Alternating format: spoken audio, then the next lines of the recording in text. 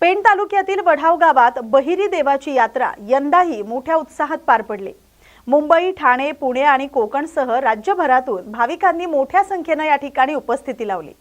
या यात्रेचं वैशिष्ट्य असलेल्या देवकाठी स्पर्धा आणि छबिन्यासोबत काटेरी पेरकूट मारण्याच्या परंपरेनं सर्वांचं लक्ष वेधलं। पारंपरिक वाद्यांच्या गजरात आणि भजन कीर्तनाच्या वातावरणात संपूर्ण परिसर भक्तिमय झाला।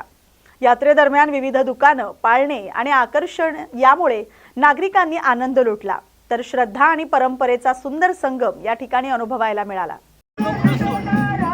पारंपरिक एक आमचा देवावर असलेली श्रद्धा आणि देवावर असलेला प्रेम व्यक्त करून आमचे सगळे गावकरी पंचक्रोशीचे सर्व लोक साजरी करतात।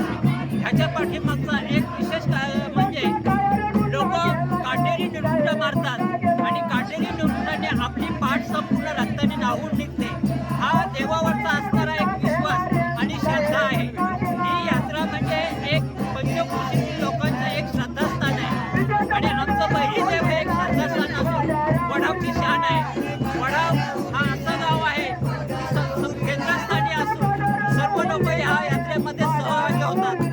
सकाळी 12:30 वाजता बहिरीचा टेपा निघतो आणि संध्याकाळी 4:30 वाजता बहिरीच्या काठ्या देवकाठ्या उभ्या केल्या जातात आणि मग तिथे आमच्या यात्रेची सांगता होते।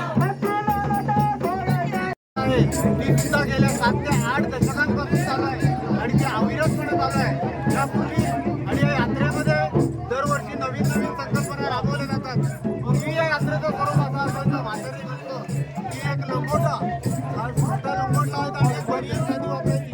पण आज जर बघितलं, आज कालांतराने भरपूर बदल झालेला आहे। आज प्रत्येक मंडळाचे नवीन टी शर्ट आहेत आणि नवीन टी शर्ट प्रत्येकाचे वेगवेगळे टी शर्ट आणि यात्रेचं स्वरूप पूर्णपणे बदलते। आता जे मोठेवडा वगैरे आम्ही चाललोय, हा बहिरी देवाचा लेखा होतो। त्याचं मूळ कारण म्हणजे मूळ जे स्थान आहे ते मोठेवडा येत आहे आणि त्या मोठेवडाच्या देवाला भेट दिल्याशिवाय या यात्रेची सांगता होत नसते। म्हणून त्या मोठेवडाच्या देवाला भेट देण्यासाठी हा बहिरी देव आणि या बहिरी देवाचे भक्त जात आहेत। या काळामध्ये ती बिनविषारी असून ती कसा बिनविषारीपणा हा बहिरी देवाच्या उत्सवानिमित्त दाखवला जातो, हे त्याचं वैशिष्ट्य आहे। जागतिक ग्राहक दिनानिमित्त तहसील कार्यालय सेलू आणि अखिल भारतीय ग्राहक पंचायत शाखा सेलू यांच्या संयुक्त विद्यमाने आयोजित सोमवारी 30 मार्च रोजी जनजागृती कार्यक्रम उत्साहात पार पडला। यावेळी कार्यक्रमाच्या अध्यक्षस्थानी पुरवठा विभागाचे पुरवठा निरीक्षक मदन यादव तर प्रमुख मार्गदर्शक म्हणून अखिल भारतीय ग्राहक पंचायत देवगिरी प्रांताध्यक्ष डॉक्टर विलास मोरे उपस्थित होते। आपल्या मार्गदर्शनात डॉक्टर विलास मोरे यांनी ग्राहकांनी वस्तू खरेदी करताना सतर्क राहणं अत्यंत आवश्यक असल्याचं सांगितलंय।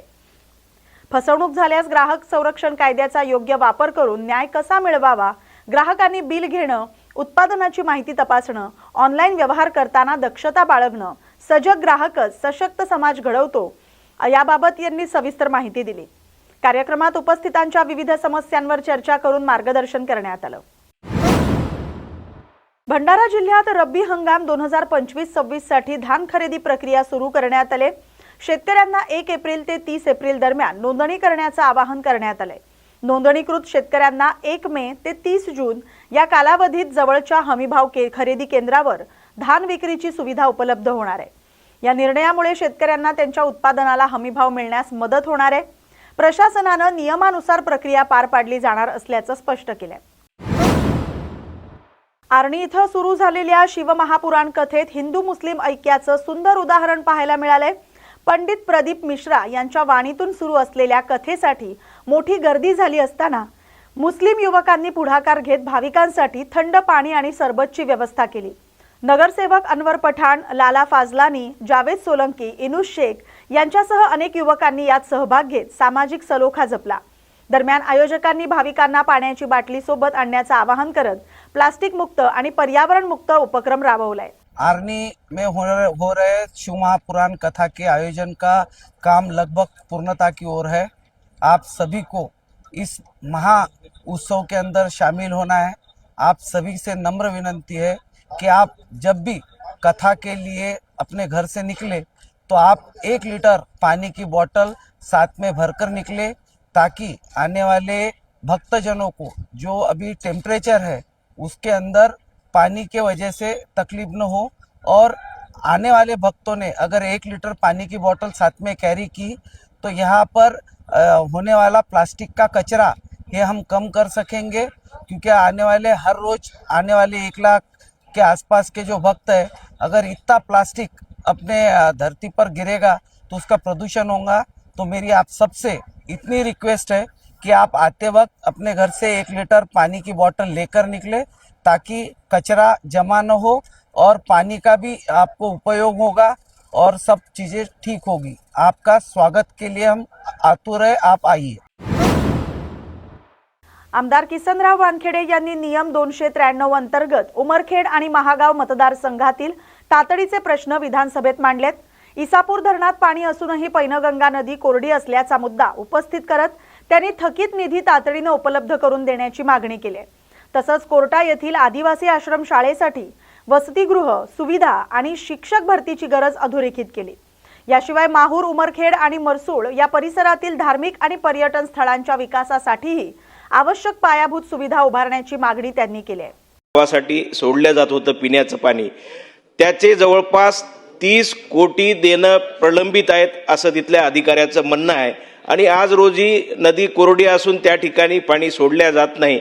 आज रोजीचं या वर्षीचं 1,30,00,000 बिल भरा आणि त्याच्यानंतर पाणी सोडतो असं त्यांचं म्हणणं आहे। अध्यक्ष महोदय, माझी आपणाला विनंती आहे की त्या 30 कोटी निधीचा त्या ठिकाणी व्यवस्था करण्यात यावी अशी मी ह्या ठिकाणी आपली सभागृहाला विनंती करतो। कारण त्या ठिकाणी कॅनलला सुद्धा व्यवस्थित पाणी सोडण्याचं नियोजन करावं अशी सुद्धा विनंती करतो। त्याचबरोबर शिक्षणाच्या दृष्टिकोनातून आपलं लक्ष वेधितो। अध्यक्ष महोदय, माझ्या मतदारसंघात बंदी भाग आहे आणि आदिवासी व बंजारा समाज मोठ्या प्रमाणात राहतो आणि कोर्टा येथे शासकीय आदिवासी निवासी आश्रमशाळा आहे। 1 ते 7 ची तिथं परमिशन होती। जवळपास आज 430 विद्यार्थी म्हणजे 420 विद्यार्थी राहतात आणि विद्यार्थिनी 410 राहतात, असे 210 राहतात। 220 विद्यार्थी आणि 210 विद्यार्थिनी असे 430। अध्यक्ष महोदय, तिथं जे वसतिगृह आहे, वसतिगृह अतिशय एकावर एक विद्यार्थी त्या ठिकाणी राहतात। अभ्यास करण्याची सोय नाही, स्वच्छतेचे स्नानगृह बरोबर नाही, जेवणाची व्यवस्था नाही, अतिशय बिकट परिस्थिती आहे। अध्यक्ष महोदय, मागील अधिवेशनानंतर सन्माननीय मुख्यमंत्री देवेंद्र फडणवीस साहेबांच्या इथे एक बैठक झाली होती आणि त्या बैठकीला मंत्री प्राध्यापक अशोक उईके साहेब होते। त्यांना सुद्धा सन्माननीय मुख्यमंत्री साहेबांनी म्हटलं होतं की त्यांच्यासाठी एक व्यवस्थित निधी त्या ठिकाणी देण्यात यावा। वास्तविक पाहता ज्या समाजाचे आदिवासी विकास मंत्री आहेत आणि त्यांच्या समाजाच्या मुलासाठी त्या ठिकाणी शासकीय आदिवासी निवासी आश्रमशाळा आहे। अतिशय परिस्थिती बिकट आहे, विद्यार्थी सुद्धा शिकवायला त्या ठिकाणी नाहीत। म्हणून विनंती आहे की त्या निवासी मुलांसाठी, शाळेसाठी आणि वसतिगृहासाठी निधी त्या ठिकाणी उपलब्ध करून द्यावा। आणि त्याच दृष्टिकोनातून मी आपलं लक्ष वेधतोय, पर्यटन धोरण 2024 जाहीर केलेलं आहे आणि माझ्या मतदारसंघाला लागूनच माहूर शिखर आहे, त्याच ठिकाणी बाजूलाच पैनगंगा नदी आहे, धनोडा आहे। धनोडाच्या ठिकाणी काल 19 तारखेलाच सन्माननीय मंत्री महोदय संजयजी राठोड साहेबांनी बंधाऱ्याचं त्या ठिकाणी उद्घाटन केलं। त्या ठिकाणी एक भक्तांच्या स्नानासाठी बंधारा उभारण्यात यावा धनोडा इथं, आणि त्याचबरोबर पैनगंगा नदीवर मार्ले गावला बंधारा त्या ठिकाणी घाट उभा करण्यात यावा।